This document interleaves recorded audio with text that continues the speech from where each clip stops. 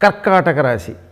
కర్కాటక రాశిలో పునర్వసు నక్షత్రం 4వ పాదం ఉంటుంది.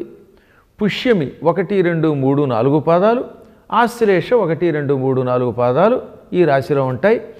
ఈ రాశి వారికి క్రోధినామ సంవత్సరంలో ఆదాయం 14, వ్యయం 2, రాజపూజ్యం 6, అవమానం కూడా 6.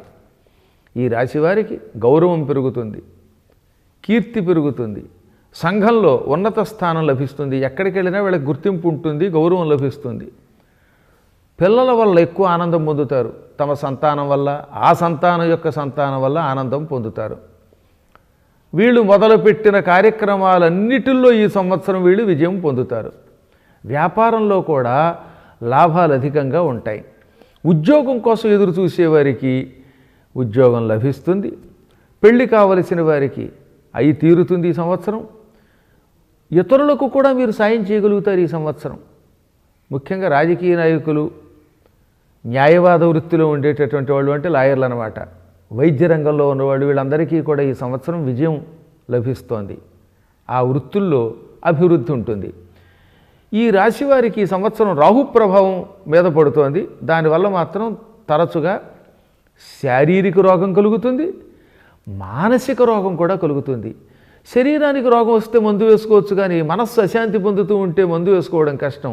అందువల్ల తరచుగా వీళ్ళు రాహు జపం చేసుకోండి.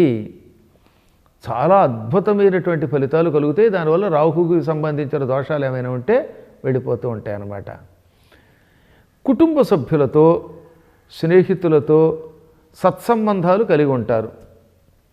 ఈ సంవత్సరం వీళ్ళు విందులు వినోదాలు బాగా ఎక్కువగా చేస్తారు.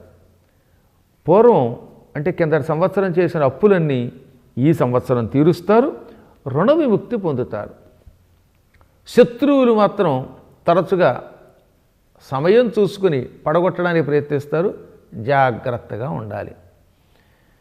వీళ్ళు వరుసగా నీలాంజన సమాభాసం రవిపుత్రం యమాగ్రజం ఛాయామార్తాండ సంభూతం తం నమామి శనైశ్చరం అర్ధకాయం మహావీరం చంద్రాదిత్య విమర్దనం సింహికాగర్భ సంభూతం తం రాహుం ప్రణమామ్యహం.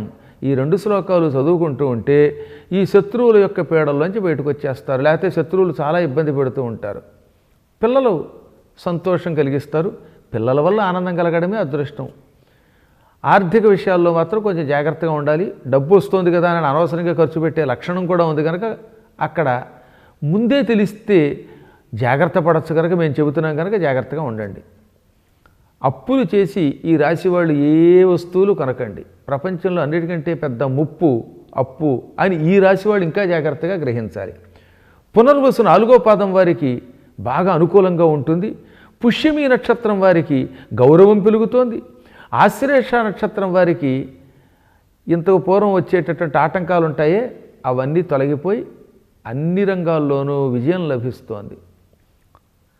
పక్కన మీతో కలిసి పనిచేసేటటువంటి ఉద్యోగులు ఉంటారే, ఈ సహోద్యోగులతో మాత్రం తగాదా పడకండి, తెలివిగా అందులోంచి బయటపడండి. ఇంకా భూములు కొనడాలు అమ్మడాలు, దీనికి ఈ మధ్యకాలంలో రియల్ ఎస్టేట్ అని కూడా పేరెట్టారుగా. ఈ రంగంలో ఉండేటటువంటి వాళ్ళకి బాగుంటుంది, పెట్టుబడులు పెట్టచ్చు, అమ్మచ్చు, కొనచ్చు. ఈ రాశి వారికి పెళ్లి కాని వారికి పెళ్లి జరుగుతుంది. ఎప్పుడూ లేనంత ఆనందం, మంచి కీర్తి, జీవితం లభిస్తుంది ఈ సంవత్సరం. విద్యార్థులకు కూడా గురుగ్రహ అనుగ్రహం ఉన్నది, జ్ఞాపక శక్తి బాగా పెరుగుతుంది. ఇంకా ప్రవేశ పరీక్షలు ఉంటాయే వాటిల్లో ఈ రాశి వారందరికీ విజయమే లభిస్తున్నది. వ్యవసాయం చేసే వాళ్ళకి 2 పంటలు కూడా బాగా పండుతాయి. మధ్య మధ్యలో వ్యాపారులకి కొన్ని ఆటంకాలు వచ్చినా ఈ వ్యాపారాల్లో చేపలతో వ్యాపారం చేసేవారికి ఈ సంవత్సరం ఎక్కువ లాభం ఉన్నది.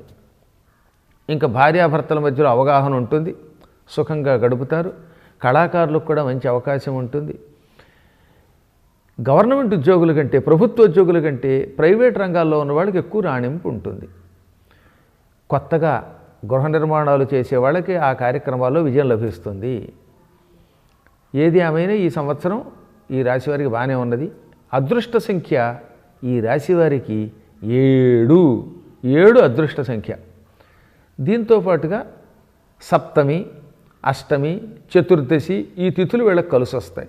వీళ్ళకి గురువారం బాగా కలిసి వస్తుంది. హనుమాన్ చాలీసా శ్రద్ధగా చదివినా లేక విన్నా ఆటంకాలు తొలగిపోతాయి. అప్పుడప్పుడు శ్రీమన్నారాయణ సంబంధమైనటువంటి స్తోత్రాలు చేసుకోండి. దానివల్ల అనుకున్న పనుల్లో విజయం లభిస్తుంది.